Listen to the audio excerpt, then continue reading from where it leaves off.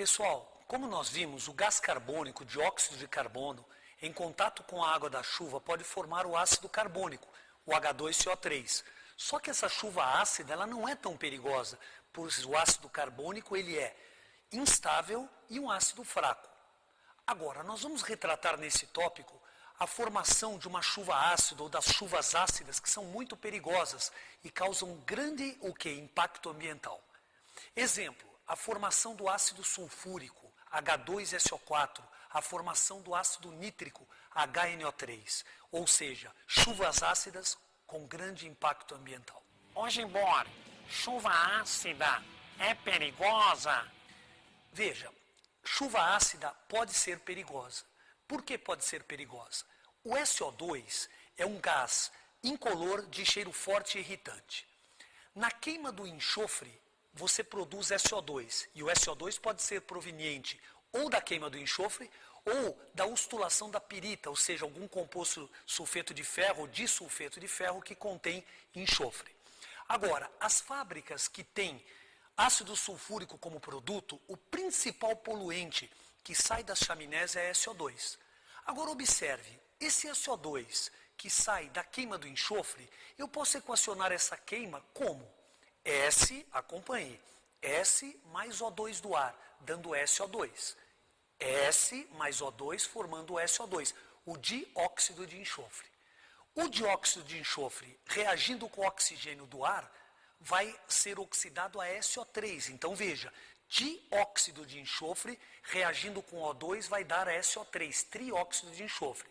Equacionando, nós teríamos 2SO2 mais O2, dando 2SO3. Agora, com a água da chuva, você tem SO3 na atmosfera.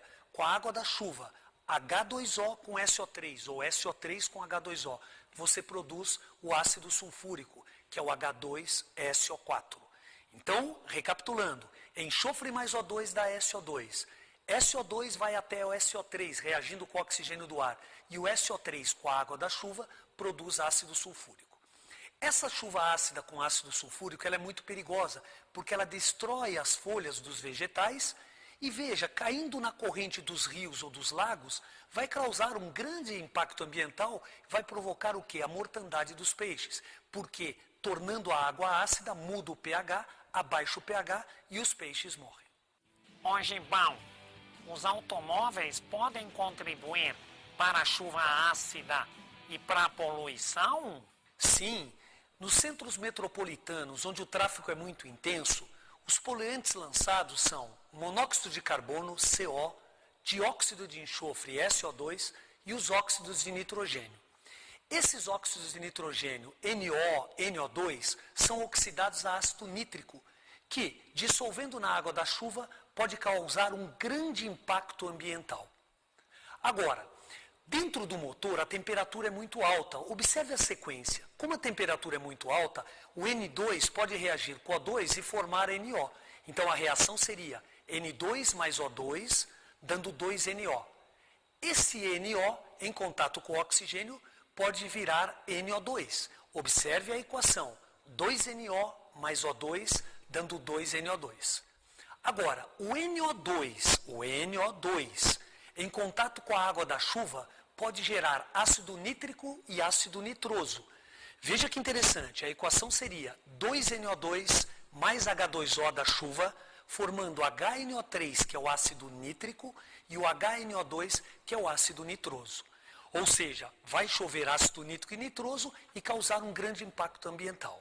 À primeira vista, você pensaria, então é sempre quando sai do escapamento do automóvel, se tiver assim o ar puro, pode de repente ter uma chuva com ácido nítrico? Muito bem, pode, porque se houver raios e trovões, tempestades, dando uma descarga elétrica, o N2 que está presente no ar pode reagir com O2, formando o NO e logo o NO2, e consequentemente gerando ácido nítrico, que vai dissolver na água da chuva e causar um grande impacto ambiental. É possível a chuva ácida, ao cair sobre o mármore das estátuas, transformá-lo em gesso?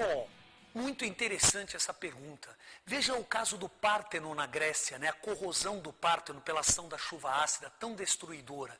O que seria o mármore, que nós já vimos nessa aula? O mármore é o carbonato de cálcio, CaCO3, conhecido como calcita e também, né, o próprio mármore, o carbonato de cálcio ou calcário. Veja, quando cai a chuva ácida com ácido sulfúrico H2SO4, H2SO4 em contato com mármore vai formar sulfato de cálcio CaSO4 mais H2CO3. Acontece que o H2CO3 ele é instável, ele se decompõe em água e gás carbônico. Gente, veja que interessante, H2SO4 mais CaCO3, que é o calcário. O que aconteceu? Mármore da estátua, o calcário, se decompôs, deu sulfato de cálcio, água e CO2. Sulfato de cálcio na água nada mais é do que o gesso. Ô Giba, o que é calagem? Tem a ver com calo no pé? Nada a ver com calo no pé, Anta. Olha, calagem é a correção da acidez do solo. Quando o solo está muito ácido, nós devemos neutralizar esse excesso de acidez. Como? Adicionando alguma substância básica. Por exemplo, a cal. A cal, óxido de cálcio. Então, quando você adiciona a cal e neutraliza o excesso de acidez que você tem no solo, você está provocando ou efetuando uma calagem. É isso aí, Anta. Ah, tá. Vamos resolver uma questão do Enem, que retrata tudo o que rolou nessa aula. Vamos lá, pessoal? Uma região industrial lança ao ar gases como dióxido de enxofre e óxidos de nitrogênio, causadores da chuva ácida.